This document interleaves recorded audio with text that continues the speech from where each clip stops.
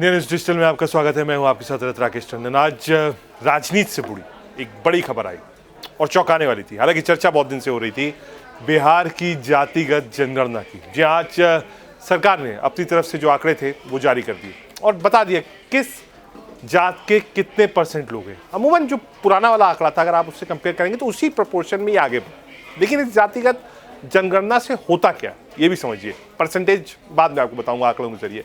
होता क्या है, दरअसल सरकार को पता चलता है किस जाति के कितने लोग हैं, उसमें पर कैपिटा इनकम हो, क्या कंजम्पशन है, घर है नहीं है, मेडिकल सुविधाएं मिल रही नहीं, पूरे आंकड़ा होता है। इसी के आधार पर आगे की पॉलिसीज बनती है, चाहे वो स्टेट गवर्नमेंट हो चाहे वो भारत सरकार हो। भारत सरकार को भी कराना है, 2021 वाला लंबित है, कोविड के चलते नहीं हो पाया, जिस पर राजनीतिक संग्राम मचा हुआ है।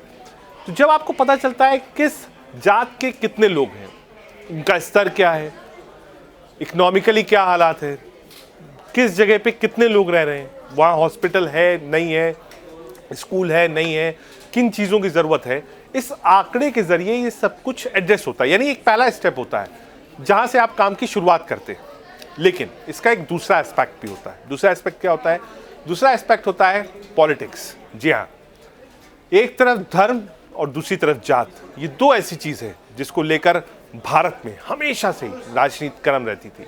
और कई बार ऐसा हुआ है कि धर्म के आगे जात जीत गई।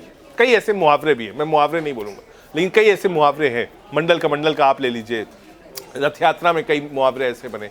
मुहावरों पे नहीं जाएंगे, लेकिन होता क्या है, एक तरफ धर्म खड़ा होता है तो मान लीजिए अगर आप धर्म के आधार पर पूछेंगे तो 13 करोड़ 70 लाख लोग हैं, तो लगभग 11.25 करोड़ लोग या 11.5 करोड़ लोग जो हैं वो हिंदू हैं, बाकी आप मान लीजिए 2 करोड़ लोग मुसलमान हैं। लेकिन जब आप इसको जात में बांटना शुरू करते हैं, पता चलता है अगर आप टोटलिटी में लीजिए 80+ % ओबीसीज है। आप सब डिवीज़न करिए, कहिए साहब 26 से 27% ओबीसी है, 14% की बात करिए आप, उसी ओबीसीज में यादव्स हैं, 2.5-3%, 3% ब्राह्मण राजपूत हैं, लगभग 2-2.25% भूमिहार भी है वहाँ पर।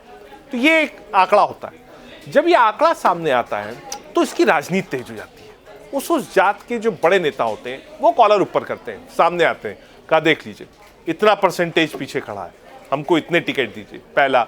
दूसरा, फिर जो सरकारी योजनाएं हैं उसमें किसको कितना फायदा मिले, ये भी जातिगत आधार पर होने लगता है।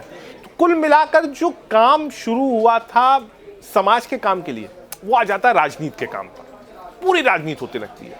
और लोग ये कह रहे हैं इस बात को, जो विपक्ष आज इस बात को बोल रहा है कि जो महिला आरक्षण बिल मोदी जी ने पास किया, जिसको लेकर अभी 3 प्रोविजनल कॉन्स्टिट्यूशनल प्रोविजन है, जिसमें जातिगत जनगणना मस्ट है, बिना उसके लागू नहीं हो सकता, वो नहला था।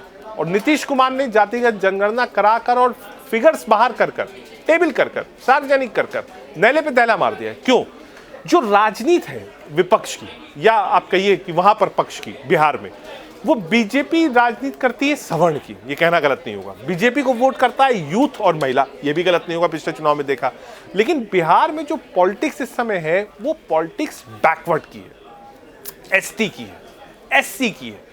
उसके दायरे में अगर आप जाएंगे, उस आंकड़े में जाएंगे, तो उसका फायदा सीधे नीतीश कुमार, कांग्रेस और लालू यादव को हो रहा है। और जातिगत जनगणना कराकर राहुल गांधी भी आज उन्होंने ट्वीट किया, कहा आप जोड़ लीजिए साहब 80% ओबीसी है। वही बात मैं बार बार बोल रहा हूँ, राहुल गांधी ने कहा कि 80% ओबीसी है, और आप देश में पूछे 90 बड़े अधिकारी हैं, उसमें से 3 ओबीसी है। तो ये जो ओबीसी का चंक निकल के आ रहा है, ऐसा नहीं कि सिर्फ बिहार में निकलेगा। आप छत्तीसगढ़ करा लीजिए, मध्य प्रदेश करा लीजिए, उत्तर प्रदेश करा लीजिए, ओबीसी चंक, कर्नाटक करा लीजिए, ओबीसी चंक सबसे ज्यादा चंक निकलेगा। और उसी ओबीसी की लड़ाई है। तो ये जातिगत जनगणना एक तरफ तो काम के लिए है, दूसरी तरफ राजनीति के लिए भी है। बहुत शुक्रिया।